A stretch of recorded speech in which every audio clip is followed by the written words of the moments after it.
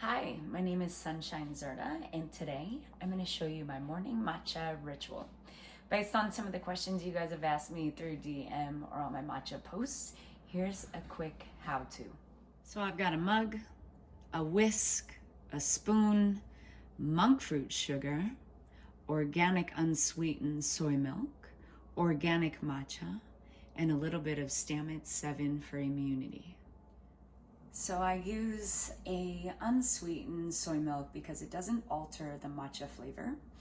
Unsweetened because I like to control how sweet my matcha is. Always go organic. Option to use oat milk. That's really mild in flavor too, but this is my favorite.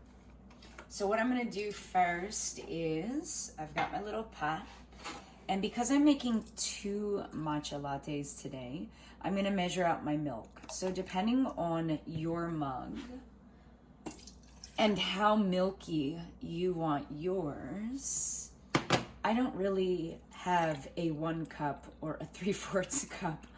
I just know that my milk is definitely 75% of the beverage, and the remainder will be your matcha. All right, so we're gonna turn that on and we're gonna have it on low heat. Next, have hot water ready. Personally, I like the hot water kettle. And because matcha is really potent, for this size of mug, this is how much water I'm using. Again, it's up to you as to how strong you want your matcha. I like mine really, really strong. So for 2 people, I'm going to do a heaping teaspoon. And all heaping means is almost overflowing. Check that out. So that's going to be for 2 mugs. And what's really important is you have to put the water into the mug first.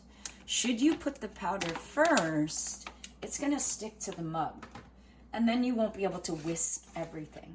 Now, I am a big believer in Stamets 7 mushroom mycelium. So every morning I will do about a 1/2 teaspoon also into the hot water with the matcha. And this is gonna keep our immune system strong.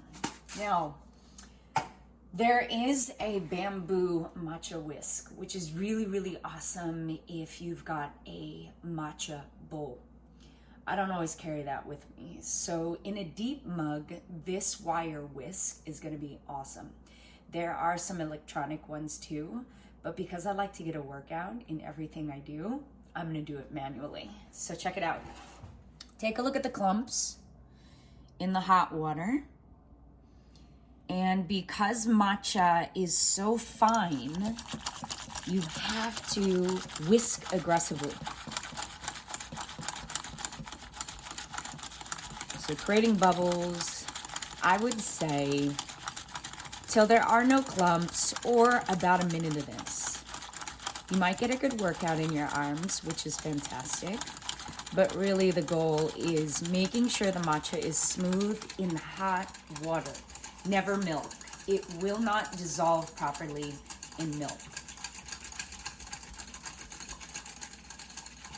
All right, take a look. You've got some bubbles, no clumps, pretty smooth. All right, so now come over to the milk. As it's on the stove, let's begin to get the heat higher. And again, because I'm all about getting a workout and doing things manually, I'm gonna whisk the milk by hand and create frothiness. And also, while the milk is heating on the stove, you won't burn the bottom of your pot, and the milk will heat evenly. All right. So while that's going, it's time to add the sweetener. Monk fruit is amazing because it has 0 calories. And those that are watching blood sugar levels, this is a fantastic alternative to a sweetener. doesn't alter the taste of matcha, which I'm very, very mindful of because I love the taste of it.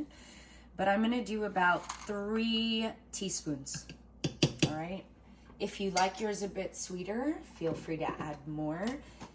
Do I sometimes use honey? Yes, but lately I've been on this monk fruit sugar tip. Now take your wire whisk and whisk away aggressively once again. Wait for that smooth texture in your mug.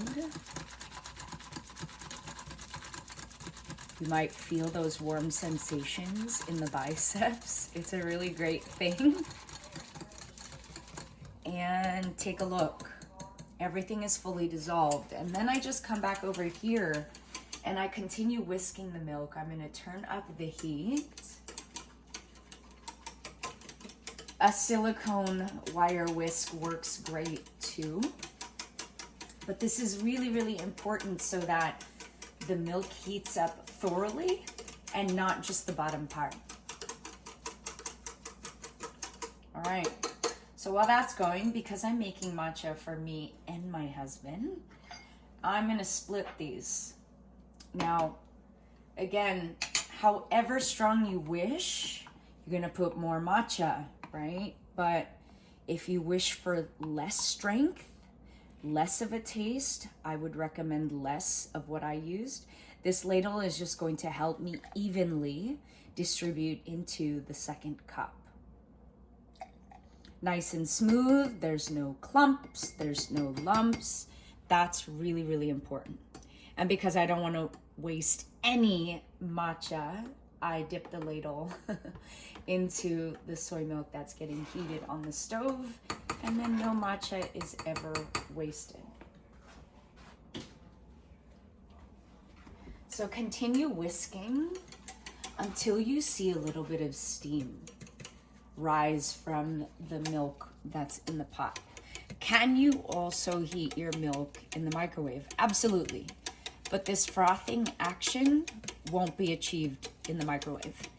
And me and my husband don't really use microwaves at home, so we kind of do it old school style.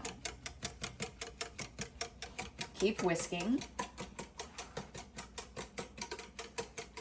And yes, it's a little bit of a process for my morning ritual, but in the end, it's such a satisfying taste. And a little bit of steam coming up now. And this seems dangerous, but I do dip my finger in. It's warm. I like mine really hot, so I'm still gonna keep it on the heat for a little bit longer. And I keep whisking. Notice the frothing at the top. And that's it. Go ahead and turn off the heat. Set aside your fancy tool and then take a look. Beautiful rich green color.